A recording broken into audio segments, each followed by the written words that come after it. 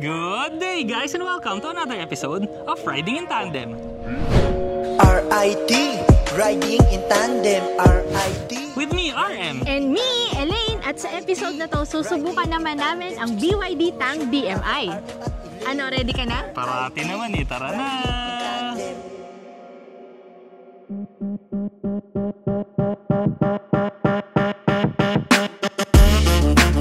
Ang makina nito ay BYD Super DMI technology.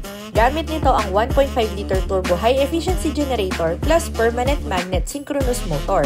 May motor power ito na 271 PS at may motor torque naman na 315 Nm. Gamit din nito ang BYD Blade battery na may battery capacity na 21.5 kWh. Ang full electric range nito ay 110 km at ang extended range naman ay 1,160 km.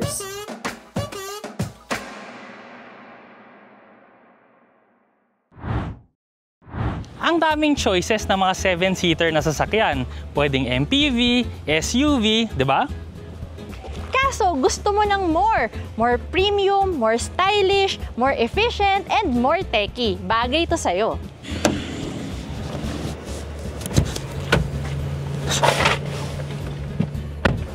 Pangyayamanin yung itsura nitong sasakyan na to, no? Social na social siya. Wala siyang mga edges, flowing lang. Tapos yung grill niya kasi malaki. Tapos parang, alam mo yun, yung higup na higup, yung hangin. Meron siyang mga chrome bits. LED yung daytime running lights, yung headlights, meron tong parking sensors, meron din sensor sa taas para sa ADAS, meron din tong 360-degree camera. Sa sides naman yung styling niya, no? Flowing pa rin, parang andulas-dulas nga niya sa hangin.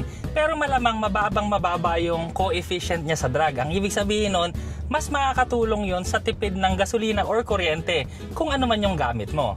Meron din siyang roof rail, folding side mirrors na may signal lights at camera para sa 360-degree view. May matte body moldings, ang size ng gulong 255/50R20. Sa likod, makikita nyo yung lapad ng sasakyan. Sosyalin pa rin siya. Meron siyang one-piece na LED taillights na ang ganda-ganda pagka umilaw. Kompleto din doon kasi merong shark's fin antenna, spoiler na may third brake lights, defogger, rear camera, at saka parking sensors. Oo, automatic din yung tailgate niya. Pagpasok mo ng sasakyan, sobrang premium ng maghe-hello sa'yo. Napakaganda kasi nitong interior, no? Simula sa ibabaw, nakikita nyo yan, naka-panoramic sunroof. Tsaka syempre, no, meron ding sunshade yan. Mapapawaw ka rin sa laki ng screen nito, no? Yung infotainment screen niya, 15.6 inches with Android Auto, Apple CarPlay, Bluetooth, at saka USB, pwede mo i-connect dyan. So, hindi nga lang siya nagro-rotate. Tapos naman, yung instrument cluster, 12.3 inches naman yan. So, malaki rin yung instrument cluster mo. Ewan ko na lang pag hindi mo pa nakita yung contents niyan. Ang mga materials din, napakaganda.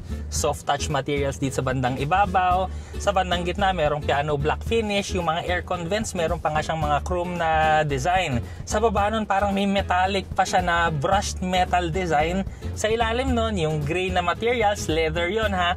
Yun, lahat ng mga makikita mo dito, karamihan niya yung gray na leather.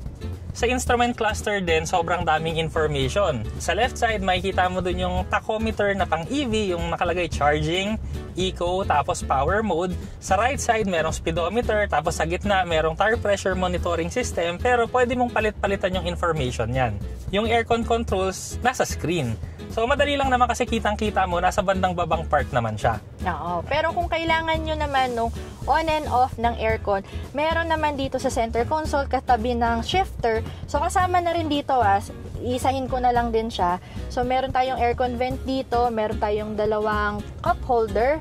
So, may park reverse neutral drive tayo. Nandito rin yung engine start stop function. Meron din tayong hazard, yung sensors control nandito. Control ng volume, on and off ng radyo. Meron ding on and off ng aircon. Tas nandito rin yung drive mode. So, pwedeng hindi mo na siya hanapin sa screen. Meron kang itatoggle na lang dito. At saka yung EV and HEV mode, kung gusto mo magpalit, meron din dito. Tsaka meron din siyang 50 watts na wireless charger. Ang armrest nito, leather wrap. Tapos ang bukasan niya, pag ganun. Pwedeng kalahati. So, pwedeng hindi mo siya buksan ng fully, pwedeng half lang. Depende sa'yo. At may malaking compartment na merong 12 volts na power supply, may Type A, Type C na charging ports at meron ding pasukan ng SD card. O, diba? Siksik, luglig at pumaapaw. Ang manibela din ito, sobrang meaty. Ang lambot-lambot niya. Ang sarap-sarap hawakan. At saka yung tunog kasi niya, no, pag hinawakan mo ganito. O, diba? ASMR. Ang ASMR yung tunog. Ang ganda. Parang premium na premium. At syempre, teke din to kasi sobrang daming pindutan. Sa left side, controls para sa adaptive cruise control. Nandito na rin yung switch para sa 360-degree camera. Meron din ditong button na pwede mo i-customize, no, kung ano yung gusto mong ipalabas sa kanya. Sa right side naman, meron siyang controls para sa infotainment system. Hindi rin pala namin nasabi, no, yung aircon vents, ngayon ko lang napansin, yung mga nasa sides, meron siyang pwede mo i-control yung fan speed manually. Nandito, so tig-isa kayo meron. Kaya kung gusto mo kunyari, hinaan yung buga ng aircon mo, yan, pwede mo siyang gawin. Tapos, naka-dual climate control din siya. Napaka-social, pati yung mga sidings kasi parehong-pareho, ganun din yung soft touch material, piano black finish, yung brushed metal, yung leather, pati yung mga buttons kasi nito, no, metallic yung itsura, kaya ang ganda-ganda niyang tignan tsaka hawakan. Isang feature din na nagustuhan ko dito, no, ventilated yung seats. So, pwede mo siyang painitin, pwede mo siyang palamigin. So, depende na sa inyo, no. So, kung may nakaupo tapos giniginaw, edi painitin nyo. Pero pag kami nainitan, edi palamigin nyo. Yung bukasan din ito ng gas tank at saka trunk, button lang, so hindi na yung hinihila. Meron din nga pala tong 12 speaker system, tapos meron siyang 6 na airbags. Sa second row seats naman, meron yan magkabilaan, may ilaw, may hawakan, merong seat back pockets, isofix tethers, 3-point seat belt, may center armrest na merong compartment so pwede mong ilagyan ng card or ng cellphone, may 2 cup holders, tapos meron din siyang aircon vents na meron ding control ng fan speed, merong Type A at saka Type C USB ports. In fairness naman, no, dito sa likod nagkasya ako, pero inabante lang ng konti yung second row seats. Pero pwede pa tong iabante ha, so pwede pang lumuwag yung space dito kung gusto mo. Meron ditong ilaw sa ibabaw, merong magkabilang cup holders, tsaka syempre merong 2 seat belts. Napakaganda talaga, no, premium na premium lahat talaga. Pero yung pagdadrive nito, no, kanina pa kasi kami paikot-ikot dito, no, premium na premium din. Unang-una yung suspension. Napakaganda, no? Yung mga kalsada dito, lahat semento, may mga crack-crack, may mga linya-linya na hati. Pero suwabing-suwabe yung suspension dito sa loob. Yung steering din niya, ang lambot. Pero meron tong pilian. Kunwari, gusto mo ng mas matigas na steering wheel, meron to sport mode. Pero ngayon, nasa comfort mode to, kaya malambot siya. Yung pedal response din niya, napakaganda kasi hindi ka maninibago. Yung throttle, pag piniga mo, ayan na, meron na kaagad, walang delay. Ang braking mo naman, okay lang kasi yung feeling naman niya, no, hihinto naman yung sasakyan kasi medyo malaki talaga to, 7-seater naman kasi to eh. So, habang minamaneho natin, itry na rin natin siya. Kasi syempre, tingnan natin yung performance. So, eto, simulan natin dito, no? From stop, aandar tayo, tapos mamemreno tayo sa banda doon. So, para maramdaman natin. Ngayon, naka-sport mode tayo, game. Oh. Hindi ko alam, may lula factor siya. Tapos kung narinig nyo, no, yung mga gamit namin nagtalsikan sa likod kasi nga malakas yung acceleration. Pero yung feeling niya kasi medyo suabe, pero alam mong bumabaon ka at saka yung merong parang umaangat yung pressure ganon. Pero hindi nakakatakot. So, ang pinaka-importante naman dito, no, yung DMI technology kasi yan naman talaga yung kakaiba dito. Na pwede mo nga siyang gamitan ng kuryente para umandar dahil nga may electric motor. Plus, meron din siyang gasoline motor at ang maganda dito gasoline na turbo. So, to put things into perspective, English yun Wow! Na hindi na bulol. Eto to put things into perspective, eto, mag-accelerate ulit tayo, pa-uphill to. Pagka kasi meron kang naturally aspirated na engine, so yun yung usual 1.5 liter. So, okay lang yung andar nun, takbong pogi, tama lang. Pag 1.5 liter turbo, matuli na yon. So, masaya na yon. So, pagka naman sinabi na 1.5 liter hybrid, matuli na rin yon. Kasi nga, di ba, may hybrid system, may electric. Ito kasi, 1.5 liter, may turbo, plus may hybrid. Ibig sabihin nun, matulin na matulin. So, testingin din natin dito sa uphill. Magpe-preno tayo sa second con pa. Ready, set, go! Uphill dito, no, medyo magraba. So, naaano yung gulong, no, may konting, ano pa yung gulong? Skid, pero grabe, tulin. Yun yung may whoo! Oo. Tapos, pag sinagad mo yung power, no, maririnig mo, may mag-on yung engine. Pero, mararamdaman mo lang, hindi naman siya ganun kalakas. So, sobrang swabing-swabe pa rin, comfortable pa rin dito at hindi maingay. Meron din nga pala tong vehicle to load function. So, kung gusto nyo ng minsan mag-camping, pero ano lang to two-wheel drive lang tong sasakyan. So, hindi to pwedeng pang extreme. So, kunyari, gusto nyo dalhin yung mga bata na yung sa labas kayo magka-camping, pero yung mga very, very light lang huwag yung sobra. Yun, so pwede kayo magdala ng mga appliances nyo, pwede kayo magdala ng mga gadgets, pwede nyong isaksak sa sasakyan. So ngayon, i-ano na natin, no, adaptive cruise control natin. Yan, isa-set ko lang ng 40. Yes. So meron kasi itong stability control. Kaya ngayon, no, ginagamit natin 40, naka-adaptive cruise to. Pero tinan nyo, liliko-liko tayo dito ng 40. So, sasobrahan ko pa yung liko, no? Oo. Pero kita nyo, bumabagal siya ng konti para yung traction natin maganda pa rin kahit lumiliko-liko. Oo. Galing! Di ba? Siya nag-adjust. Di ba? Yung sasakyan na mag-a-adjust kung hindi ka marunong. Ang full electric range nito, 110 km. So, pwede mo siyang gamitin talaga pang araw-araw na hindi ka nagagamit ng gasolina. So, kuryente na lang. Mas efficient sa kuryente ang pag-andar ng sasakyan at pag na-traffic ka pa sa city, edi hindi ka rin gagastos ng gasolina kagaya ng internal combustion engine na may idle sila. Ito kasi walang idle, so yung aircon mo lang mismo. Ngayon papasok naman tayo ng off-road kasi alam mo naman, 'di ba? SUV pa rin 'to. 4x2, oo.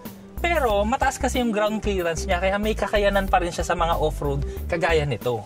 Unang napansin ko dito, no, nag-off-road tayo ngayon, no. Pero ang ganda pa rin at komportable. Diyos ko, parang hindi naman tayo nasa hindi kalsada.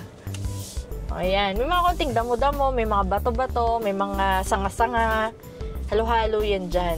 Di na natin Pero parang parang nasa kalsada ka pa rin. Ganun kaganda yung suspension niya. Siya, ang kinaganda rin pala nito, no? Meron din tong vehicle to load function. Sinabi na rin naman ni Elaine yun kanina, pero kagaya nung ginawa nung BYD nung nakaraan, may nasalantang lugar Saan ba yun? Sa La Union yata. Oh. So nagpunta sila doon, tapos yung mga sasakyan na may vehicle to load, ginamit nila para makacharge ng mga cellphone yung mga tao, makacharge ng mga ilaw, ng mga electric fan, di ba? Kung mangyari sa'yo, wag naman sana pero kung kunwari nagkabagyo, nawala ng kuryente sa inyo, hindi mo na kailangan ng generator. Kasi ito na lang sasakyan yung gagamihin mo. Basta maglagay ka lang ng gasolina, may only supply ka na ng kuryente. Pero syempre, hindi rin naman ito kaya yung mga tatlong aircon, no? Syempre, may limitations din tayo. Pero at least, diba, kunwari, ilaw, rice cooker, yung mga ganun, kayang-kaya nito. Or yung kahit yung magpa-aircon muna kayo sa loob ng sasakyan kasi kung may mga bata, syempre, yung hindi sila kagad makakatulog. Syempre, pag walang kuryente, yan. So, dito muna kayo sa sasakyan. Ang extended driving range nito, no, yung kasama na yung full electric at saka yung paggamit ng gasolina, 1,191.8 kilometers. Yung kaya mong takbuhin. Layo nun. Kaya hirap mag-ubos ng gasolina dito. Correct. Tapos, ang hirap na ubusin ng gasolina, kung magcha-charge ka pa araw-araw doon sa pang-araw-araw mo, wala na. Hindi ka nagagamit ng gasolina. Pwede itong i-charge ng AC at saka DC charging. Yung DC charging nito, 30 minutes yung 30% to 80%. Pero pwede rin itong i-charge sa bahay kasi meron din itong AC charging. So, ang sabi nga nila, 3 hours daw, kaya ng 15% to 100%. Okay. Isang variant lang tong BYD Tank DMI, pero meron siyang 3 colors. So, yung hero color nila, yun yung gray. Blacked out yung grill nun at saka blacked out din yung mags. Tapos yung the rest ng colors niya, meron siyang white, tsaka merong black. Doon naman, yun yung may mga silver. Upon testing daw nila, 20.3 kilometers per liter daw ang ginagastos nito na gasolina. So, matipid. Pero mas matipid, i-charge mo lang sa bahay. No gasoline, zero. Isang advantage pa nga pala nito, no? So, dahil nga medyo meron siyang ground clearance, meron siyang V2L, so magandang function din ito. Pwede itong pang-overlanding. So, may setup nga sila ng overlanding dito. na yan, pwede mong gawin din sa'yo kasi nga meron kang kuryente, no? Hindi ka mahihirapan, hindi mo kailangan magdala ng power station. Tsaka only kasi basta may gas, di ba? May charge ka. So, pwede kang glamping.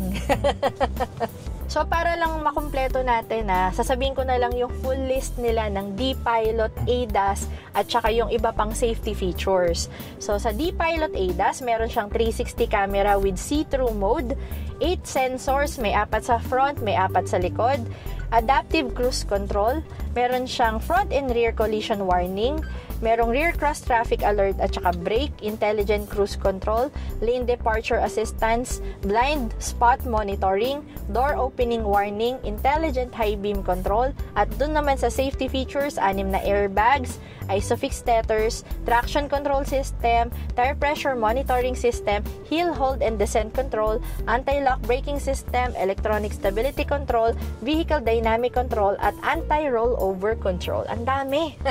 Sobrang dami. Medyo, nag-wonder na yung utak ko kung saan dun, no? Correct. Ang warranty ng BYD ay 6 years para sa vehicle warranty, 8 years para sa battery, at 8 years para sa drive unit. Kung naghahanap kayo ng family car, 7-seater, kaya pwede nyo dalhin ang extended family. Efficient, stylish, maporma, at punong-puno pa ng tech, try nyo na to. Idadagdag ko na lang dyan, kung gusto nyo makatipid, eto na yon. Kung interesado kayo, punta na lang kayo sa pinakamalapit na BYD sa inyo. Maraming salamat sa panonood. Sana nag-enjoy po kayo at may natutunan kayo sa video namin. Next video na! RIT, riding in tandem. RIT, riding in tandem. Siksik impormasyon mula kay Armin at Elaine.